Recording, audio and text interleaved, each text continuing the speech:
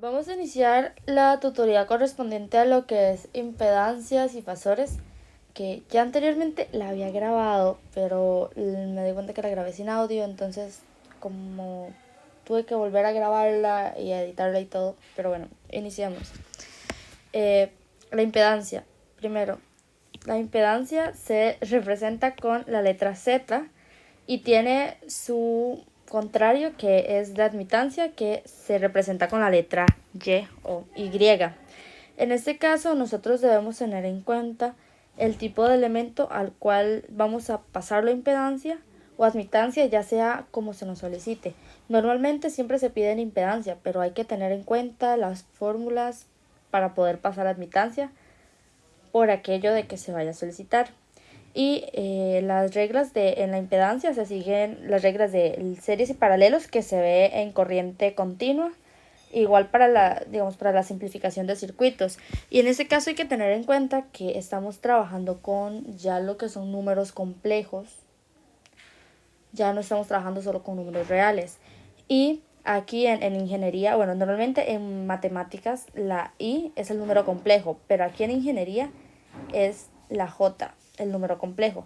Por eso es que aquí en estos apuntes es que se ve la J. En este caso, cuando tenemos una resistencia, su valor en impedancia va a ser el mismo valor de la resistencia y en admitancia va a ser 1 entre la resistencia. Luego, cuando tenemos un inductor, el valor de este al pasarlo en impedancia va a ser igual a J, que es el número complejo, por omega, que es 2pi por la frecuencia, por el valor del inductor. Y luego la admitancia va a ser lo contrario, 1 entre la impedancia. Luego aquí tenemos el caso del capacitor, que este va a ser 1 entre J por omega por el valor del capacitor. Y la admitancia va a ser J omega por el valor del capacitor. Esto que ven aquí de color rojo es la simplificación ya de lo que es la impedancia, pero cuando uno aplica simplificación en números complejos. Ya esto es algo matemático, pero ya sea que lo utilicen así o así como está en color rojo, ambos son válidos. Ahora vamos con este otro ejercicio de aquí abajo, que este es un poco más sencillo por aquello de que el anterior no se haya entendido al 100%. Y en este nos piden que calculemos la impedancia del circuito, suponiendo que la frecuencia es 50 Hz. Entonces primero, omega es igual a 2pi por la frecuencia, que nos da 100pi, porque la frecuencia es 50 Hz, o sea, es 2pi por 50 Hz, que esto nos da aquí 100pi. Y este sí es más sencillo porque consta solo de un capacitor, una resistencia y un inductor. Ahora, para pasar la impedancia, recuerden que el del capacitor sería 1 entre J omega por el valor del capacitor, que nos da esto que está acá.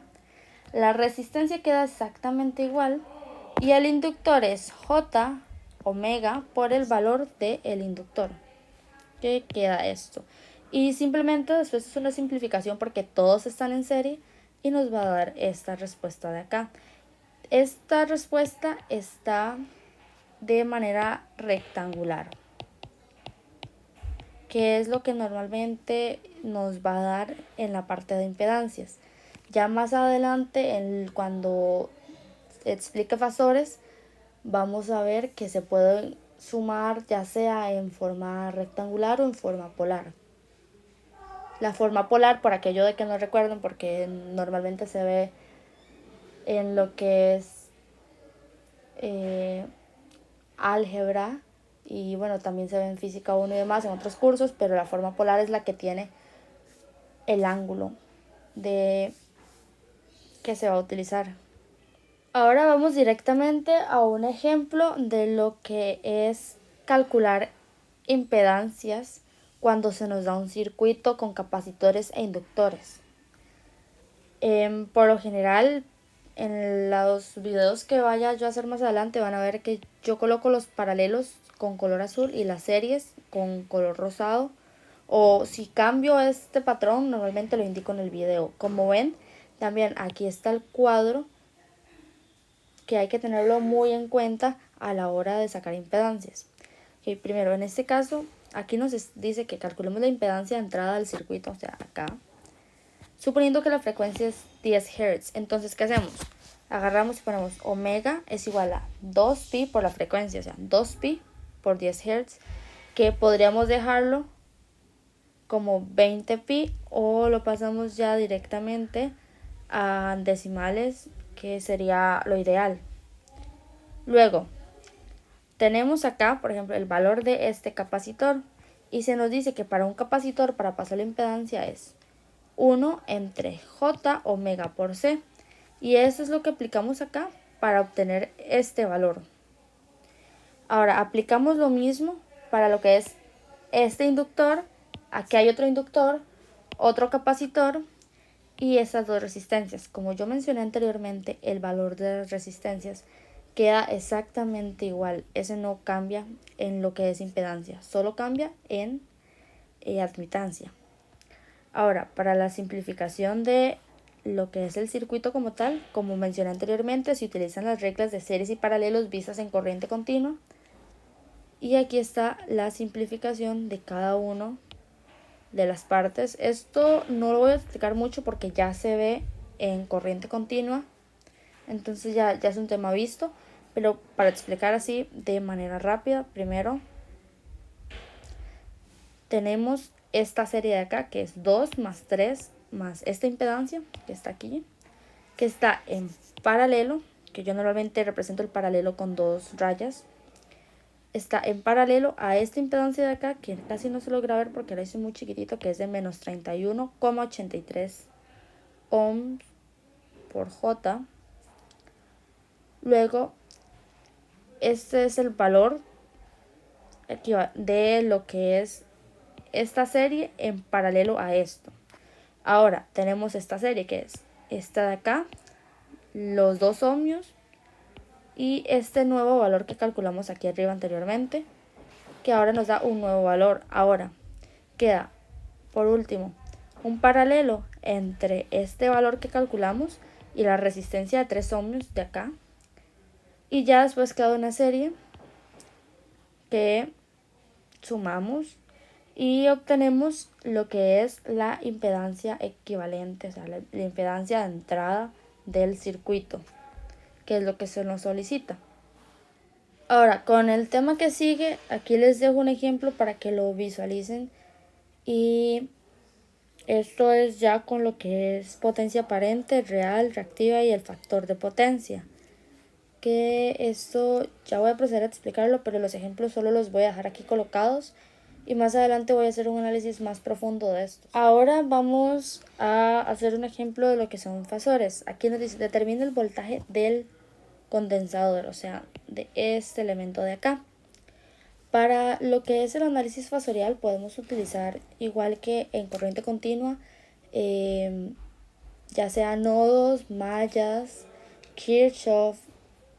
Todo lo que utilizamos para corriente continua lo podemos aplicar aquí en corriente alterna. En este caso yo voy a aplicar mallas.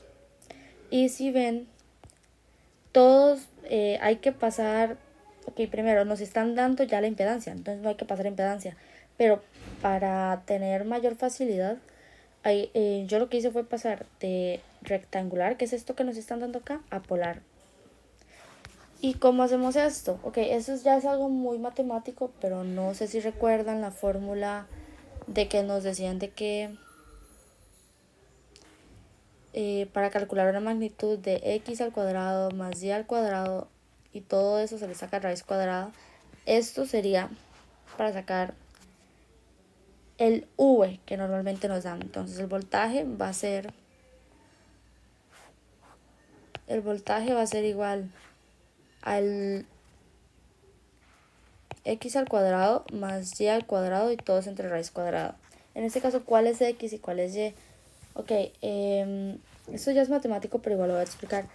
Tenemos lo que es un eje de coordenadas, ¿verdad? Esto es x y esto es y. Normalmente los números imaginarios se van a ver reflejados acá y los números reales en x.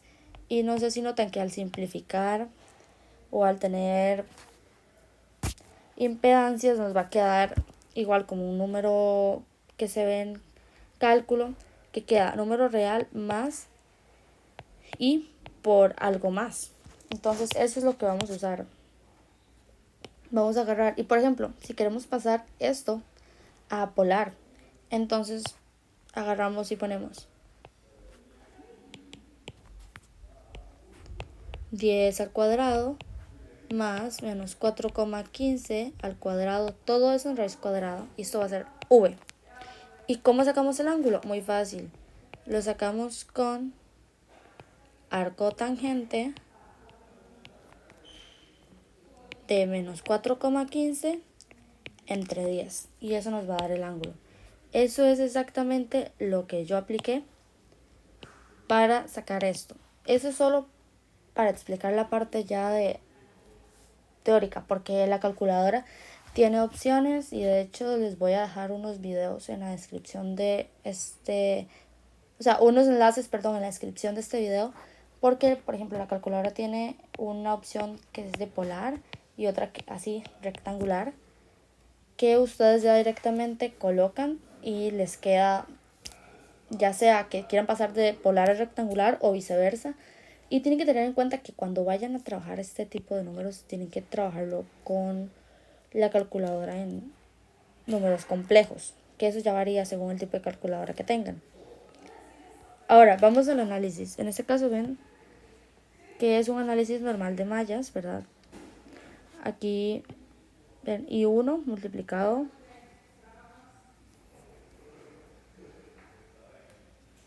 por la suma de estas resistencias, ¿ven? Y se le resta esta por I3.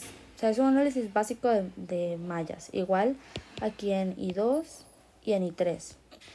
Ahora, ¿qué se hace? Ok, yo lo que hice fue meter todo esto a un software, Wolfram, para que me diera el valor de las corrientes. Y con el valor de las corrientes, ocupamos el valor acá, en este capacitor.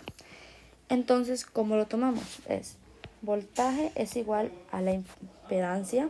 Entonces, voltaje es igual a menos 5 ohms J multiplicado por la corriente. ¿Cuál es la corriente? La corriente que pasa aquí es I3 menos I2. Entonces, la impedancia por la diferencia de corriente, y nos va a dar la respuesta. Ahora, para dar una introducción, vamos con los fasores, que esta es una representación sinusoidal por medio del valor RMS y un ángulo de fase. Esto que está aquí es una forma polar de escribir una coordenada, por decirlo de alguna manera. Y normalmente esta forma de acá es la que tiene el valor pico, pero la podemos pasar a valor URMS con la que está aquí abajo. Si ven, tenemos un valor que varía según un ángulo. Y hay que tener en cuenta que la impedancia es diferente del fasor, porque la impedancia no va a oscilar en el tiempo como lo oscila el fasor. Un ejemplo del fasor es, por ejemplo, es movimiento armónico simple, que se ve en física 3, que es movimiento de sinusoidal con el cambio de los ángulos. Ahora, para el análisis fasorial debemos tener en cuenta que vamos a usar, en corriente continua se usaba voltaje es igual a resistencia por corriente. Aquí vamos a usar voltaje es igual a corriente por impedancia. En lugar de resistencia vamos a usar la impedancia. Y hay que tener en cuenta esto, que V con respecto al tiempo, o sea, el voltaje con respecto al tiempo va a ser diferente a agarrar la corriente con respecto al tiempo y multiplicarlo por la impedancia. Y bueno, aquí hay un ejemplo que nos piden calcular el valor de IX y VX. No sé si ven que aquí ya, como es fasores, ya nos están dando todo en impedancias. Y eso es importante mencionarlo normalmente.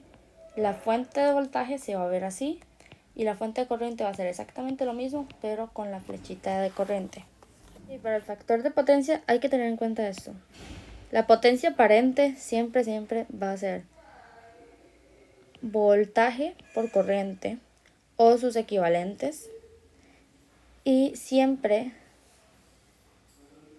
es positiva, o sea, esta siempre es positiva. Luego, la potencia real o reactiva Esta ya es la que se nos da al multiplicar lo que obtenemos de la potencia aparente por el coseno del ángulo.